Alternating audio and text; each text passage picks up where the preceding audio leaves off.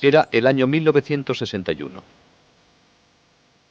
El lugar, un pequeño pueblecito en las montañas cantábricas del norte de España, llamado San Sebastián de Garabandal. 300 personas vivían allí, al pie de la montaña, en unas 80 casas de piedra. Este pueblecito está totalmente aislado de los demás de la región y es muy primitivo. Las casas carecen de agua corriente y la única fuente de calor es una estufa en la cocina. Solo hay electricidad durante unas pocas horas de cada noche. Las comodidades del mundo moderno, como televisiones y coches, simplemente no existen aquí. De hecho, no hay ni un solo motor en todo el pueblo. La gente se las arregla para ganarse la vida con la ganadería, teniendo que caminar a horas hasta llegar a los pastizales en lo alto de las montañas. Toda la familia participa en el trabajo, que consiste principalmente en recoger la hierba que luego se utiliza como alimento para los animales durante los crudos meses de invierno. Aunque Garabandal es el pueblo más pobre de la región, es también el más religioso. Todos los días, una de las mujeres del pueblo va por las calles haciendo sonar una campana para recordar a los habitantes a rezar por los difuntos. Todas las noches, la gente se reúne en la pequeña iglesia para rezar el rosario y las letanías de la Santísima Virgen María. Los fines de semana, el párroco de Cosío hace el difícil viaje a caballo hasta Garabandal para celebrar la Santa Misa y oír las confesiones. Este era Garabandal en 1961. Era tan solo una sencilla población cantábrica que había permanecido sin cambios durante décadas, tal vez siglos. Y era de esperar que permaneciera así para siempre.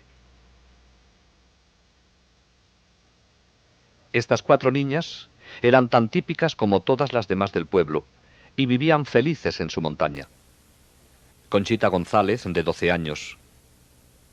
Maricruz González, de 11. Jacinta González, de 12. Y Mariloli Mazón, también de 12 años. Aunque 3 de ellas tienen el mismo apellido, no son parientes cercanas. Aún no había empezado a anochecer la tarde del 18 de junio de 1961, cuando las 3 niñas decidieron divertirse un poco cogiendo manzanas del árbol del maestro de la escuela en las afueras del pueblo. Con alegres risas cogieron las manzanas y se refugiaron en el camino rocoso que conduce a una pequeña arboleda de pinos en una colina cercana que mira hacia el pueblo.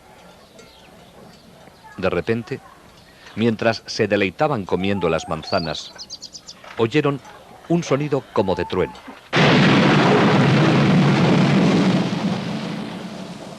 Comenzaron entonces a sentirse mal por haberlas cogido sin permiso.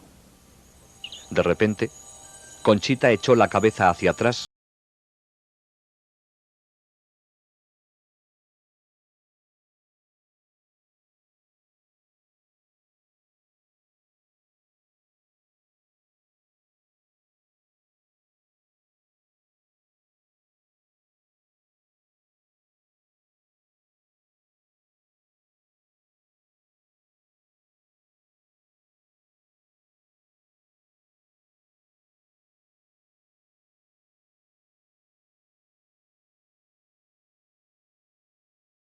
por la experiencia. Las 4 corrieron a la iglesia del pueblo.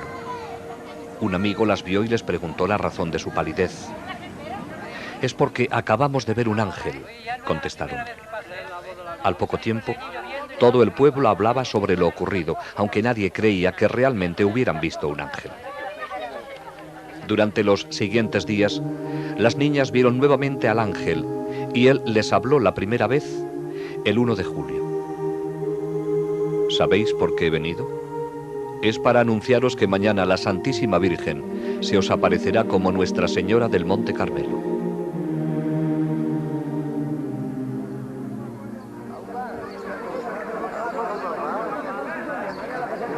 Para entonces, la noticia de las apariciones se había extendido a los distritos vecinos y el día 2 de julio, una gran multitud esperaba la aparición de la Virgen María. alrededor de las 6 de la tarde, las niñas se encontraban en el lugar acostumbrado de las apariciones cuando cayeron repentinamente de rodillas sobre las piedras. Dentro de una luz brillante, vieron a una hermosa mujer entre dos ángeles y en uno de ellos reconocieron al mismo que habían visto anteriormente. Más tarde, se enteraron de que era nada menos que San Miguel Arcángel. Arriba y hacia la derecha, vieron un gran ojo dentro de un triángulo que las niñas llamaron el Ojo de Dios. Las niñas hablaron con su visión, sin el menor temor. Hablaban de sus familias, de los sacerdotes que estaban allí y del trabajo que hacían en casa o en los campos. La señora sonreía.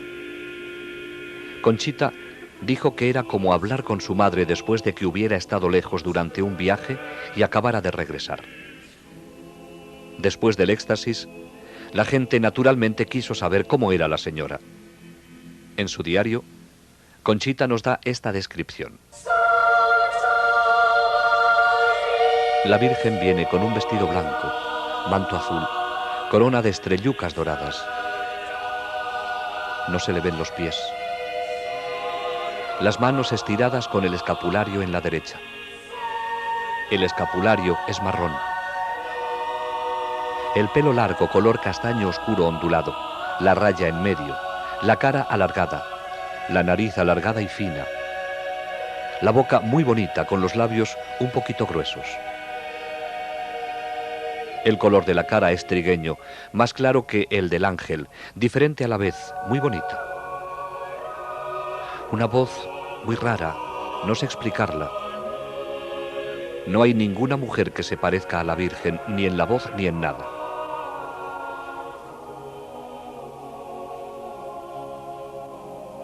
Pero existía un propósito detrás de estas apariciones de la Santísima Virgen. Quería utilizar a estas sencillas y simples niñas para llevar un importante mensaje a toda la humanidad. Pero siendo la madre amorosa y tierna que es, lo hizo a su propia manera. En su segunda visita vino con su pequeño niño en brazos, llenándose ellas de felicidad al ver al sonriente niño Jesús. Durante estas primeras apariciones, se vio a las niñas levantando pequeñas piedras hacia el cielo. Dijeron luego que la Virgen las besaba, pero añadieron que prefería besar objetos religiosos. La gente respondió entonces entregándoles rosarios, medallas, crucifijos y anillos de matrimonio, práctica que habría de continuar durante el transcurso de los acontecimientos. El 4 de julio, María les reveló su mensaje, diciéndoles que no deberían hacerlo público hasta el 18 de octubre. La verdadera naturaleza de las apariciones debería ser establecida primero para que el mensaje pudiera ser creído. Se necesitaba una prueba, y pruebas habría en abundancia. Varios médicos hicieron pruebas a las niñas durante los éxtasis. Encontraron que estaban rígidas, frías como piedras e insensibles al dolor. También experimentaban un cambio increíble en su peso. 2 hombres apenas podían levantar a una de ellas del suelo, mientras que ellas se levantaban entre sí con toda facilidad para besar a la señora de las apariciones. Las niñas sabían cuándo iban a tener una aparición mediante una serie de 3 llamadas interiores que se hacían progresivamente más intensas. Después de la última, salían corriendo llenas de felicidad a su encuentro celestial. Las llamadas tenían lugar a cualquier hora del día o de la noche, pero si las niñas se habían ido ya a la cama, entonces la Virgen respetaba su sueño. Conchita debió permanecer muchas noches en vela, esperando la última llamada de la Virgen. Hacia finales de julio, la frecuencia de las apariciones había aumentado a 2 o más en un solo día, con una duración desde 10 minutos hasta varias horas. Las caras de las niñas se transfiguraban, adquiriendo una belleza sobrenatural. Algunos observadores se impresionaban tanto con esto que les resultaba difícil mirarlas. Agosto comenzó con nuevos fenómenos. Durante las apariciones, cuando estaban de rodillas, Se las podía ver caer de repente hacia atrás hasta que sus cabezas tocaban el suelo. A veces caían al unísono, en perfecta sincronización, formando bellas esculturas. Merece la pena mencionar que nunca se les subió la ropa indecorosamente. En ocasiones caían totalmente rectas hacia atrás, dando un fuerte golpe seco en el suelo que horrorizaba a los espectadores, pero nunca se hicieron daño, levantándose luego sin el apoyo de sus manos o brazos. Comenzaron entonces los éxtasis ambulatorios, hacia adelante o hacia atrás y a través del pueblo, durante los cuales mantenían los ojos fijos hacia arriba todo el tiempo. Véase cómo el pie de Mariloli evita cuidadosamente una piedra del camino. A veces se movían tan rápido que ni los más jóvenes del pueblo, corriendo a toda marcha, podían alcanzarlas. Al terminar la carrera, no estaban cansadas ni sudorosas y sus pulsos eran totalmente normales. Durante estas carreras extáticas solían detenerse instantáneamente, desafiando las leyes de la física, mientras que los que trataban de seguirlas pasaban junto a ellas incapaces de detenerse tan rápido. Las niñas siempre llevaban crucifijos en las manos y los ofrecían para ser venerados a aquellos que estaban a su alrededor. Nunca sabían quién besaba el crucifijo, ya que durante los éxtasis solo veían a su visión y a ellas mismas. Por orden de la Virgen, sostenían el crucifijo para que lo besase aquel que María deseara. En una ocasión, después del éxtasis, Conchita se enteró de que todos los que habían besado el crucifijo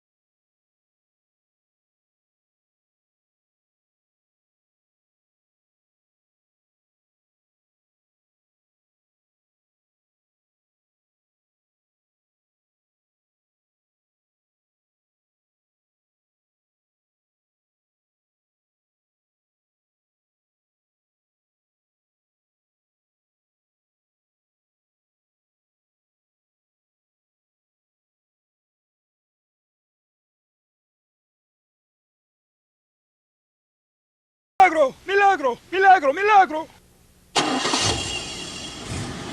A la mañana siguiente, en el camino a casa con unos amigos, dijo: «¿Qué regalo me ha dado la Virgen? Qué afortunados somos de tener una madre como ella en el cielo. Este es el día más feliz de mi vida». Profirió entonces un leve sonido como de tos e inclinó la cabeza. El padre Andreu había muerto. Durante una visión posterior, la Santísima Virgen dijo a las niñas que el 8 de agosto el padre Andreu no solo la había visto a ella, sino también a una visión de lo que será el gran milagro. Uno de los lugares que las niñas visitaban más frecuentemente durante los éxtasis era la iglesia del pueblo, donde entraban para orar ante el sagrario. Esto desafortunadamente traía problemas. La multitud que las seguía creaba tal desorden que finalmente tuvo que ser impartida una prohibición y se cerraron las puertas de la iglesia. En lo sucesivo, las visitas de las niñas las condujeron solo hasta las puertas cerradas. Como ejemplo de obediencia al obispo, María no las condujo nunca más al interior de la iglesia. A comienzos de octubre de 1961, los éxtasis de las 4 niñas tenían a todos perplejos. Una vez que entraban en éxtasis, nada podía sacarlas de él. Se las podía pinchar con alfileres, podían ser quemadas con cerillas y se les podía echar arena a los ojos sin que nada tuviera efecto alguno.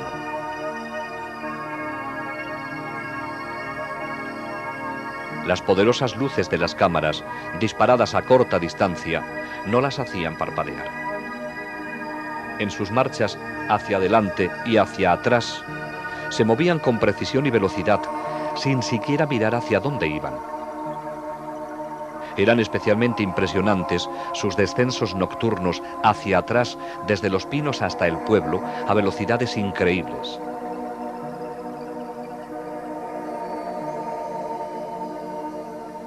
Las niñas devolvían los objetos religiosos a sus dueños sin equivocarse nunca, y lo hacían sin mirar a la persona o al objeto. Estos objetos eran generalmente apilados sobre una mesa en casa de una de ellas, cuando no estaban allí. En ocasiones, los rosarios y las medallas con cadena se enredaban. Pero esto no era problema. La niña en éxtasis cogía los objetos de la mesa y los levantaba hacia la aparición, separándolos luego con toda facilidad en sus manos. Entonces tomaba el objeto recién besado por María y con los ojos fijos en la visión todo el tiempo, pasaba a través de la multitud hasta encontrar a su dueño. Era una experiencia conmovedora para la persona que se le entregara su rosario, medalla o anillo de matrimonio de esa forma misteriosa. Muchos lloraban, algunos se desmayaban.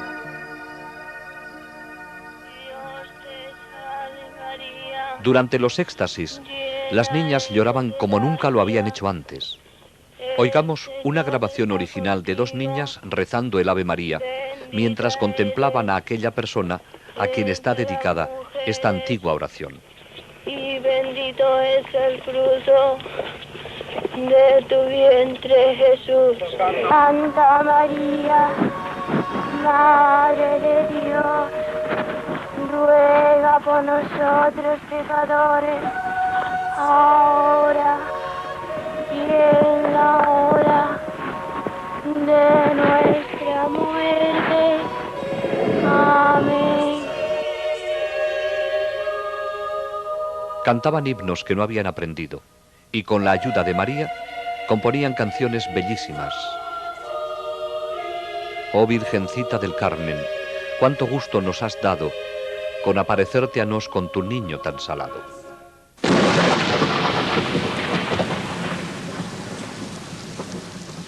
Finalmente llegó el 18 de octubre, el día en que las niñas habrían de anunciar el tan esperado mensaje de la Santísima Virgen.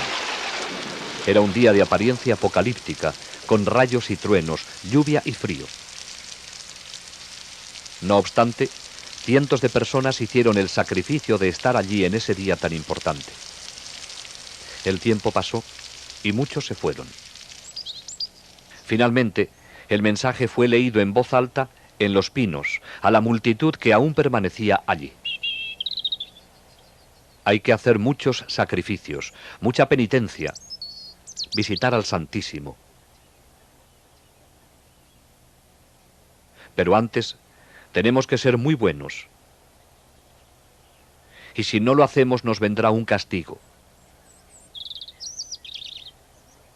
Ya se está llenando la copa, y si no cambiamos,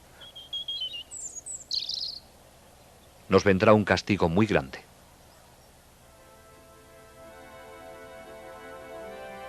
Muchos se alejaron decepcionados, habiendo esperado algo más. Pero ese fue el mensaje, corto y al grano. La más amorosa de las madres acababa de decirles a sus hijos, en un lenguaje claro y sencillo, lo que deberían hacer para evitar un castigo de Dios que sobrepasaría cualquier cosa que el hombre pudiera concebir. Los éxtasis de las 4 niñas continuaron hasta entrados los meses de invierno. Las llamadas vendrían a cualquier hora, de día y de noche. La Santísima Virgen tomaba muy en serio lo que había dicho en su mensaje acerca de la penitencia.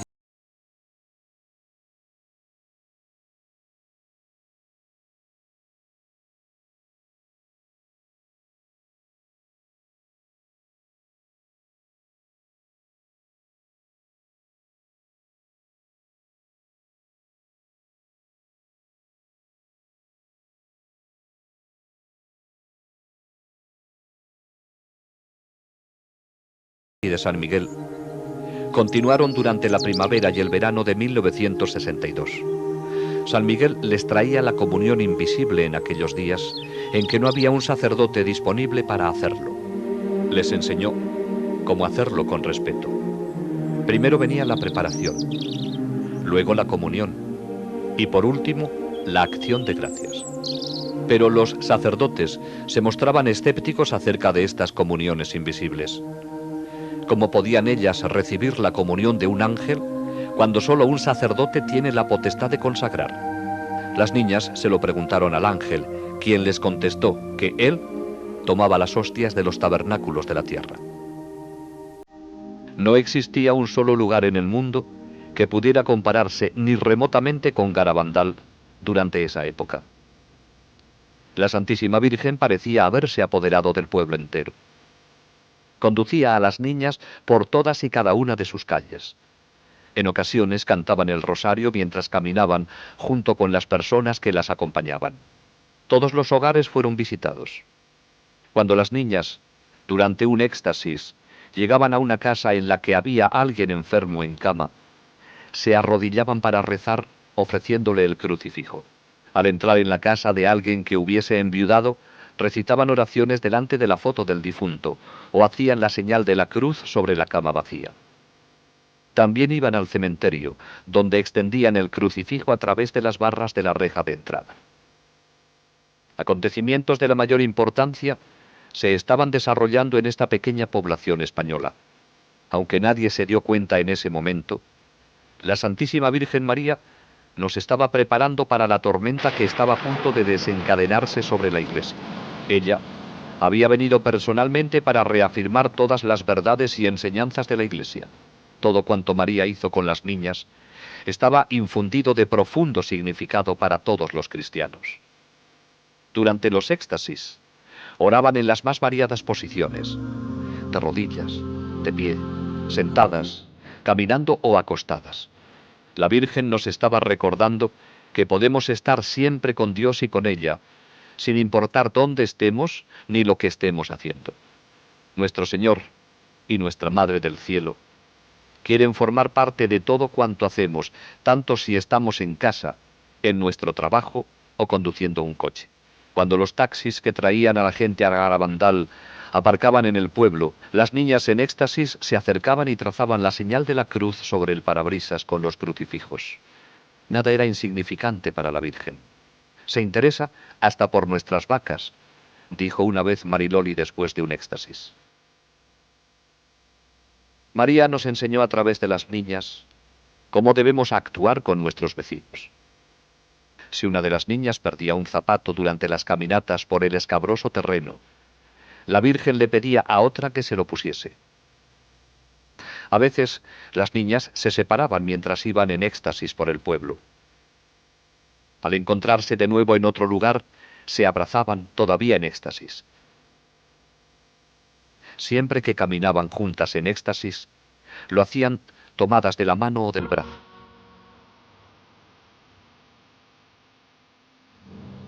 ¿Y quién era esta señora de luz, actuando tan poderosamente en la pequeña población de Garabandal? Aquellos que nunca lo entendieron claramente han debido tan solo fijar su mirada en la figura sobre la cruz que ella les ordenaba ofrecer a los presentes. Ella era la Madre de Cristo con un solo deseo: llevarnos a todos hacia su Hijo Jesús, el Salvador de la humanidad. ¿Es María la madre solo de los católicos? En una ocasión, un protestante se acercó a Conchita. Quería saber si podría besar el crucifijo la próxima vez que ella lo ofreciera para ser venerado durante un éxtasis. Conchita, que había sido educada en un ambiente totalmente católico, se lo preguntó con preocupación a la Virgen durante la siguiente aparición. María dirigió su mirada al hombre y dijo: «Él es mi hijo también». Y actuando a través de la niña, hizo llevar el crucifijo a los labios del protestante. Ante todo esto, las niñas debieron sentir que estaban en la antesala del cielo. Pero no habría de ser así. Ellas, como todos los demás, tenían todavía sus vidas por vivir, en un mundo real y difícil, cada vez peor con cada día que pasa. El 19 y 20 de junio de 1962 fueron 2 días que difícilmente podrán ser olvidados en los anales de Garabandal. Durante un éxtasis se oyó gritar de terror a las niñas. Se había levantado el velo, permitiéndoseles dar una mirada a los acontecimientos del futuro. Vieron confusión por todas partes y a la iglesia perseguida en un mundo dominado por el comunismo. En el momento en que las cosas eran peores, se les dijo que Dios enviará un aviso sobrenatural que será sentido por todas las personas de la tierra. Entonces, a pesar de hallarse en la presencia de la Santísima Virgen, se sintieron sobrecogidas de terror al ver escenas del futuro castigo que será enviado por Dios si el mundo no cambia después del aviso y el milagro. A pesar de que, a petición de la Santísima Virgen, las personas que estaban allí, casi todo el pueblo, habían permanecido a alguna distancia de las niñas, se sintieron tan sobrecogidos por los gritos y las expresiones de las niñas que al día siguiente el pueblo entero confesó y comulgó.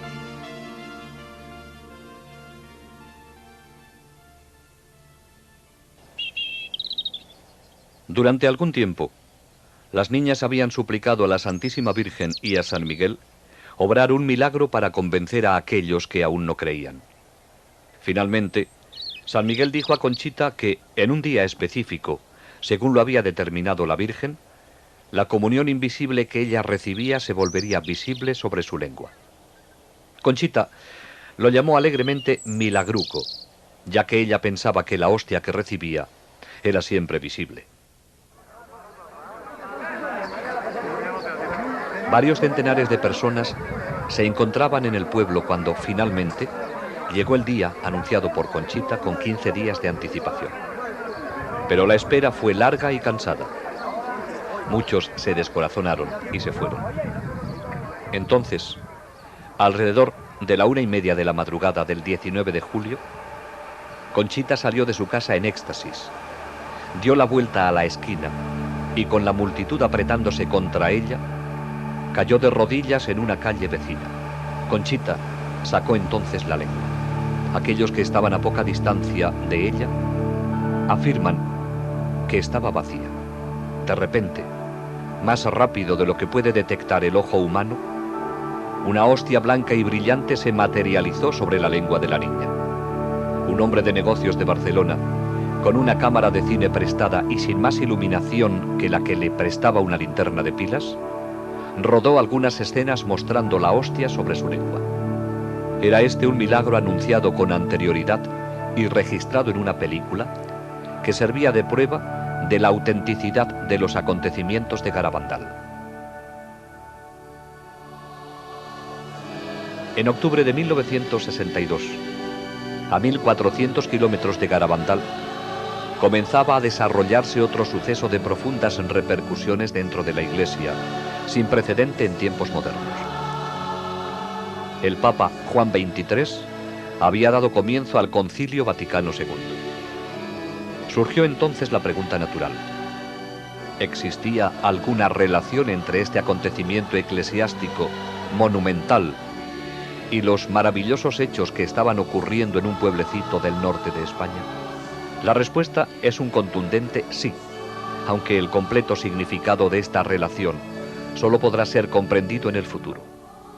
Durante un éxtasis se oyó a Conchita repetir las palabras de la Virgen: el concilio será el más grande de todos, será un éxito. A lo que respondió Conchita: qué bien, así te conocerán mejor y estarás más contenta. Hacia enero de 1963, Mariloli, Jacinta y Maricruz habían cesado de tener apariciones. Solo Conchita continuaba teniéndolas, aunque eran cada vez menos frecuentes. Sin embargo, por esta época, Conchita y Mariloli comenzaron a tener locuciones internas. Una locución es una voz interior que no va acompañada de una visión externa. En 1947, Joe Lomangino perdió el sentido de la vista y el olfato en un absurdo accidente que le cercenó los nervios olfativo y óptico. Después de un largo periodo de tiempo, logró surgir en 1961 como un exitoso hombre de negocios, aunque agotado por el exceso de trabajo. Su médico le sugirió que se tomara unas vacaciones en Europa. Así que salió de casa en Lindenhurst, Nueva York, para visitar a su tío en el sur de Italia. Joey no era muy religioso en aquel entonces, y solo gracias a la insistencia de su tío accedió a hacer un largo viaje en coche hasta San Giovanni Rotondo, donde vivía Padre Pío. Este fraile franciscano, con las llagas de Cristo en sus manos, pies y en el costado, era considerado como un santo viviente. Joey no había previsto ningún encuentro personal con él. Sin embargo, al terminar la misa, se encontró en una habitación con otras personas esperando la bendición del Padre cuando pasara por allí. Al entrar el Padre Pío en la habitación, Joey se arrodilló para recibir su bendición. De repente, oí a la gente arrodillarse sin saber lo que pasaba. Padre Pío colocó sus brazos sobre mí y me besó en la frente. Me dijo: Joey, estoy muy contento de verte. Mi tío me dijo luego que era Padre Pío quien me había abrazado. Yo no sabía qué decir, porque nadie sabía que yo iría allí a verle, ni siquiera yo mismo.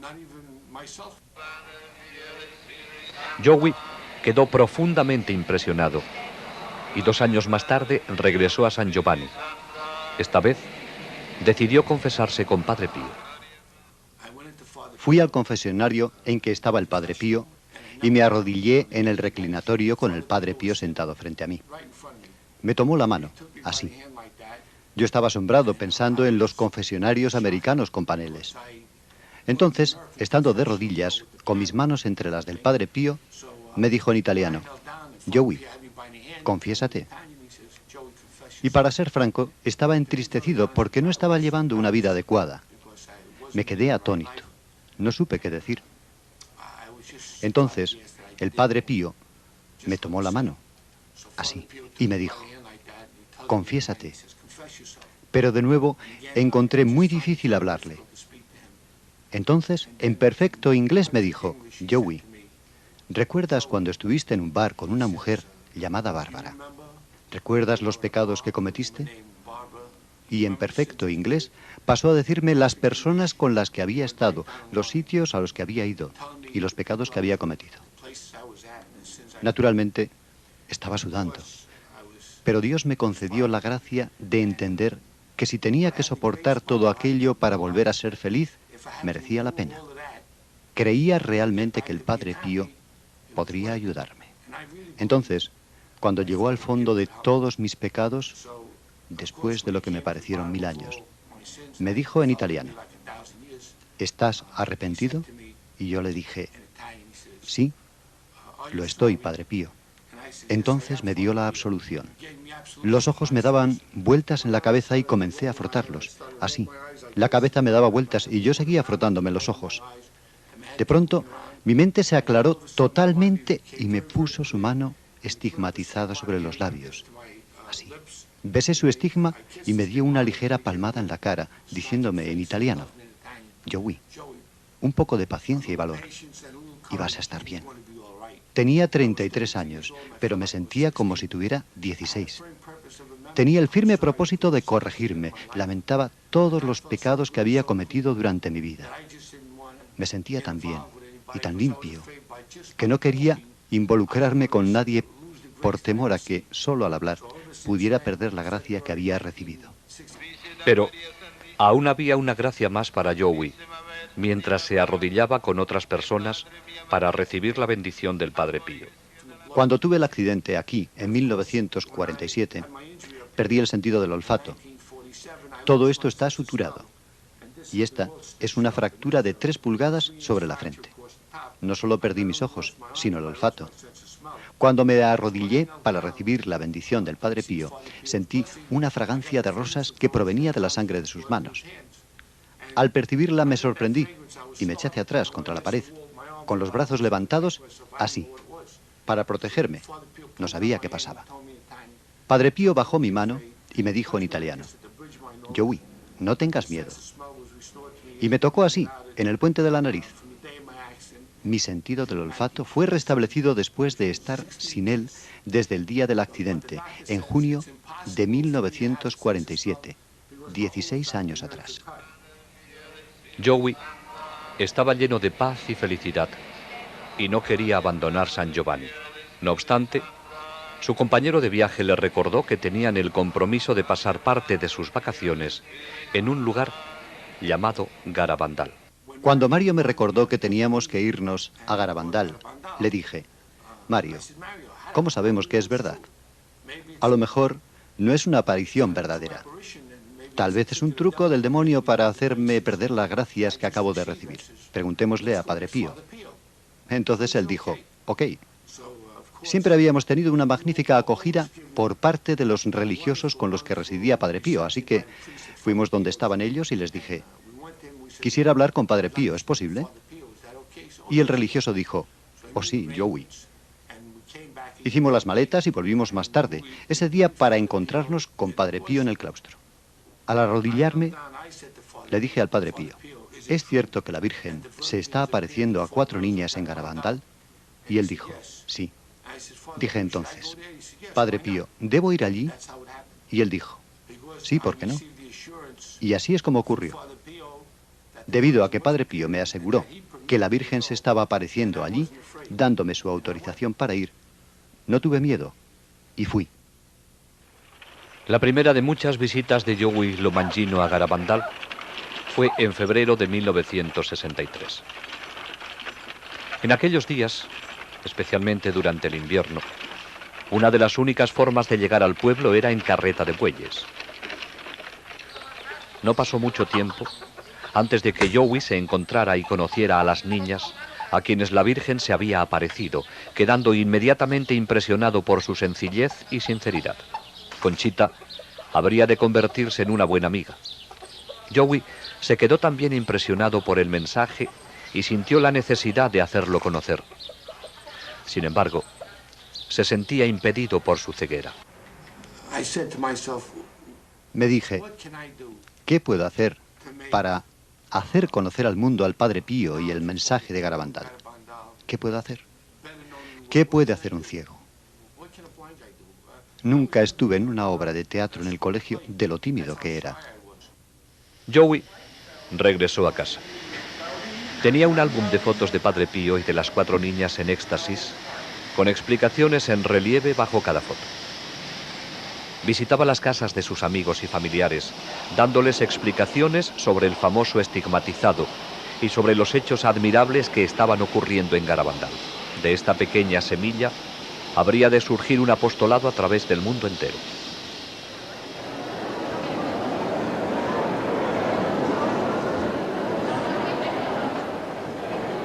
A comienzos de junio de 1963, Conchita asombró a todos con la profecía de que, después del Papa Juan XXIII, habría solo 3 papas más, y que entonces vendría el fin de los tiempos, aunque no el fin del mundo.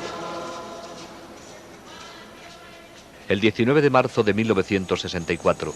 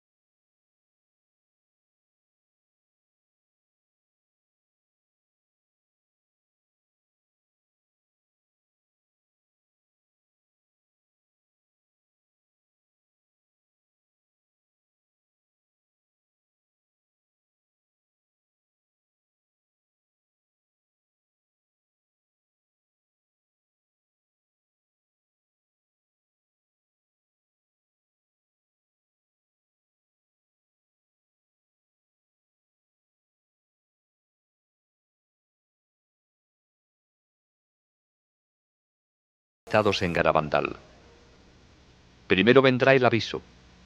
Será visto en el cielo y luego sentido interiormente por todos en la tierra. Nadie escapará a él. En algún momento, en un futuro no muy distante, cuando el mundo se encuentre en medio del caos, todo se suspenderá. Durante ese momento, todos verán el mal que han hecho y el bien que han dejado de hacer. Será muy doloroso. La gente preferiría morir antes que soportarlo. Pero no causará daño físico. Si alguien muriese, sería solo como resultado del shock recibido. El aviso servirá de purificación para corregir la conciencia del mundo y prepararlo para el gran milagro. El milagro tendrá lugar en los 9 Pinos. Ocurrirá un jueves a las 8:30 de la noche, entre el 8 y el 16 de marzo, abril o mayo. Conchita conoce la fecha y la anunciará al mundo con 8 días de anticipación. Será el día de un mártir de la Eucaristía y coincidirá con un gran acontecimiento de la Iglesia. Todos aquellos que estén en el pueblo o sus alrededores lo verán. Los enfermos que estén presentes se curarán.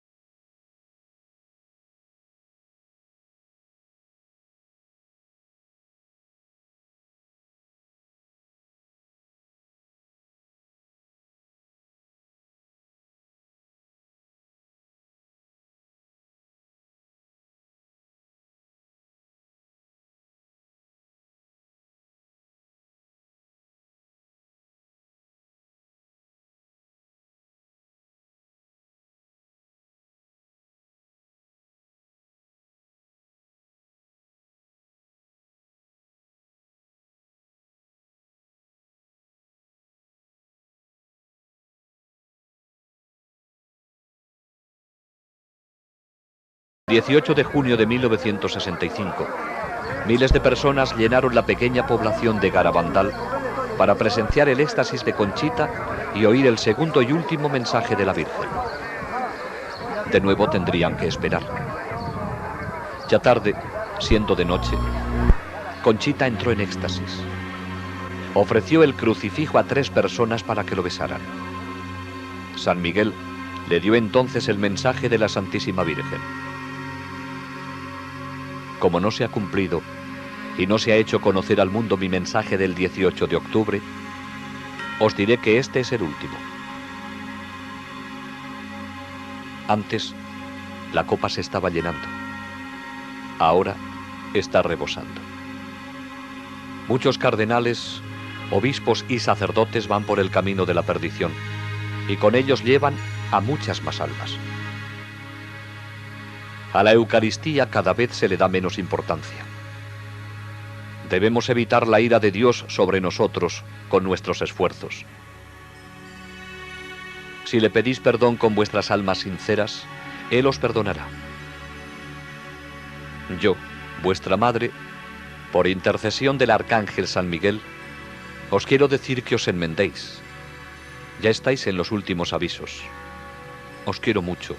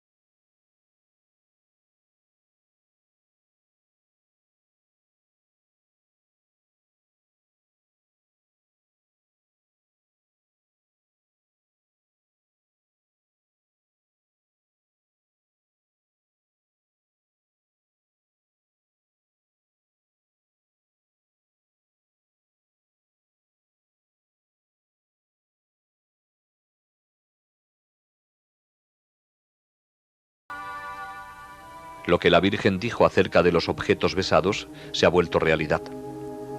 Continúan recibiéndose informes de todo el mundo sobre casos de curaciones físicas y de otros favores recibidos.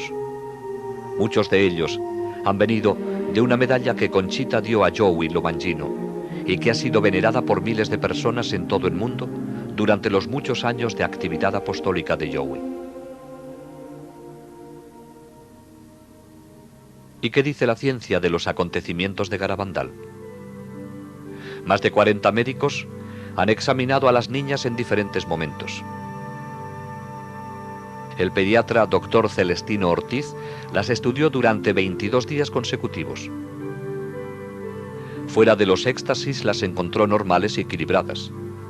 Sobre sus éxtasis dijo: permanecer en silencio sería una auténtica cobardía científica. No encontramos ninguna explicación satisfactoria para tales fenómenos. El doctor Ricardo Ponsernó era un neuropsiquiatra de reconocimiento internacional, en el clímax de su carrera.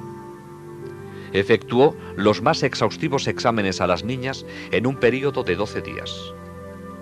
Sus conclusiones: la cantidad y calidad de los fenómenos excluyen cualquier explicación natural. Dijo: desde un punto de vista estrictamente científico, no se puede negar la posibilidad de un origen sobrenatural en todos estos fenómenos. Otro eminente psiquiatra, conectado a los acontecimientos, es el doctor Luis Morales. En 1961 tenía su propia clínica en Santander, donde el obispo le nombró jefe de la comisión creada para estudiar las apariciones. En ese momento, él no creía en el origen sobrenatural de estas. Más tarde, el mismo doctor Morales sorprendió al cambiar su opinión original. El 30 de mayo de 1983, con autorización del obispo de Santander, dio una conferencia pública en el salón de actos más grande de Santander. Durante la misma, expuso ante la multitud las razones por las cuales estaba convencido de que las apariciones de Garabandal eran dignas de crédito.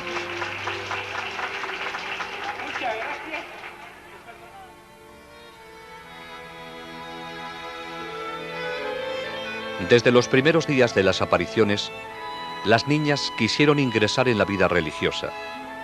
Sin embargo, esto no ocurriría. Durante su estancia en el colegio de las Carmelitas Misioneras en Pamplona, Conchita tuvo una locución de Jesús, durante la cual le dijo que no era su deseo que fuera religiosa, sino que debería permanecer en el mundo para hablar de María. Hoy día, las 4 videntes se han casado. Conchita, Jacinta y Mariloli se casaron con norteamericanos y viven en Estados Unidos.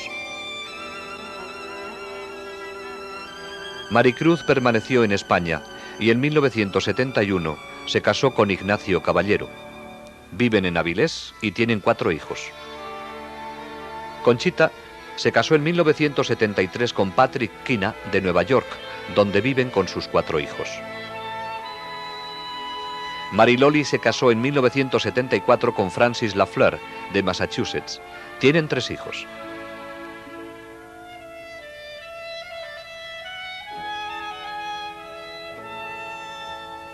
Jacinta se casó en 1976 con Jeffrey Monihan, de la Marina de los Estados Unidos. Tienen una hija.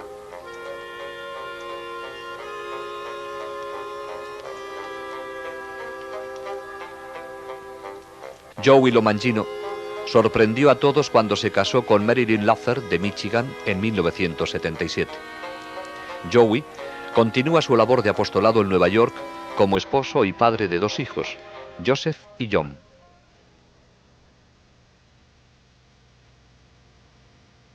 El principal propósito de la Santísima Virgen al aparecerse en Garabandal fue entregar un mensaje.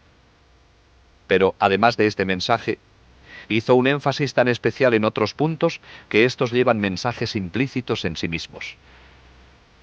La especial importancia de la Santa Eucaristía fue resaltada con la comunión invisible que San Miguel daba a las niñas, y por el milagro de la hostia visible, al igual que por las muchas visitas al Santísimo Sacramento. Se pudo observar que, durante estas visitas, las niñas nunca dieron la espalda al sagrario, incluso saliendo de la iglesia caminaban hacia atrás. Durante todo el período de acontecimientos, la Virgen urgió constantemente a rezar por los sacerdotes. La Virgen escogió aparecerse bajo la advocación de Nuestra Señora del Monte Carmelo, estrechamente ligada al escapulario marrón. Habló de su importancia y lo llevó siempre en su brazo durante las apariciones. El escapulario es un signo de consagración a Nuestra Señora bendita. Aquellos que lo lleven con fe y devoción pueden estar seguros de su maternal protección durante los terribles días en que vivimos y en el momento de la muerte.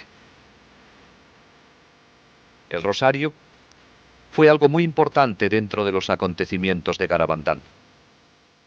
María no les pedía a las niñas que lo recitaran durante las apariciones.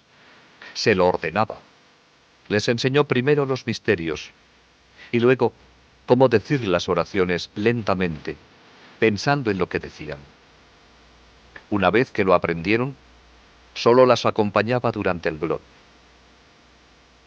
El significado de los sacramentales, como crucifijos, rosarios, medallas y anillos de matrimonio, fue subrayado por el deseo de la Virgen de besarlos, impartiendo a través de ellos gracias especiales de curación y conversión. El mensaje de Garabandal es la respuesta del cielo a la crisis de hoy. La decisión es nuestra ahora. El futuro de nuestra generación dependerá de cómo respondamos a